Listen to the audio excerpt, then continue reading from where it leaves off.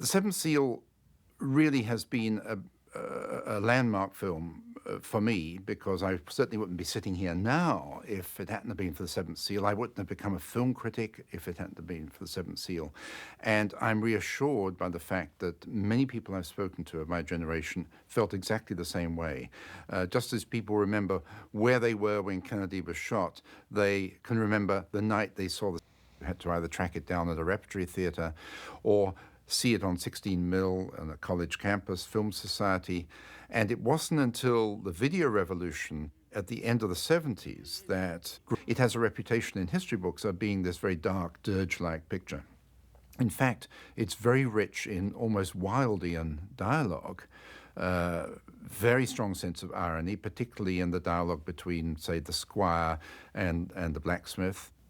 I don't think I gave Gunnar sufficient credit. He was the cameraman on those great, great films of the 50s, Smiles of a Summer Night, Wild Strawberries, The Magician. And he was using a Mitchell camera, which had been in use since the end of World War II.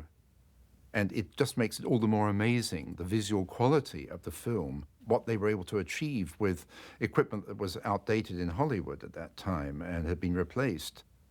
Another thing I didn't mention because it was not known until Bergman wrote about it after my commentary came out, that something like 95% of the Seventh Seal was shot in the studio. There are only 3 scenes that were shot on location. There's the opening scene, there is the scene on the hillside where they have the strawberries and cream, and there's the final scene. Everything else was done in this tiny backlot, which fortunately had a kind of mini wood, or which could look like a forest for dressing up. But we didn't know that at the time, and that's part of the magic of movies, and Bergman's magic is that he was able to recreate this medieval world, which we immediately believed in, more so than when Hollywood did medieval films. Seventh Seal was based on a play the young Bergman had written at Malmö called Wood Painting, a one-act play.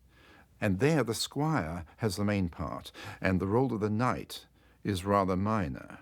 And he was smart enough when he did the screenplay to bring the knight more into the foreground, so he's a kind of exact counterbalance to the squire.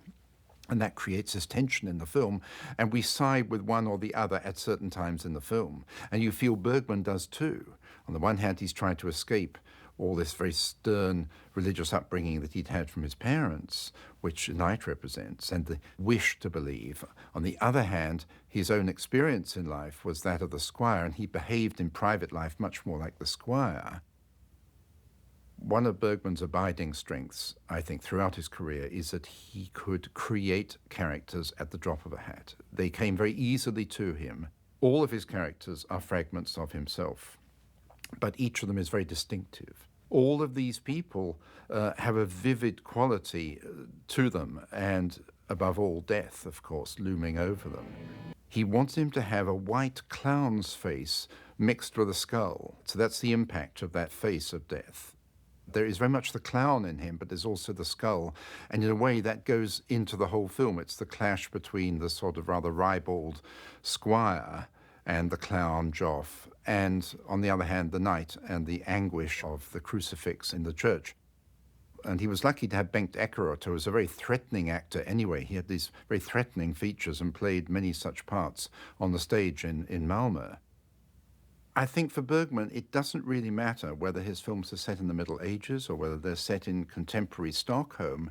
The characters are pretty much the same underneath, and they're basically you and I. I mean, he does address people very directly, and we can always identify with one or more of Bergman's characters. They're almost fragments of ourselves. They're certainly fragments of him. And that, I think, makes his whole cinema still very, very relevant. He was using a great deal of symbols, quite consciously and without pretension, but he was using symbols and metaphors to get across what he wanted to say. But I think that The Seventh Seal worked at that time because of the theme and the fact that it was set in the Middle Ages. He is able to use metaphors much more vividly in those surroundings than he could in a straightforward contemporary movie. I find it intriguing that at the height of the film theory heyday in the 80s when everybody was analyzing films in terms of signs and meaning, and Christian Metz and Roland Barthes and so on.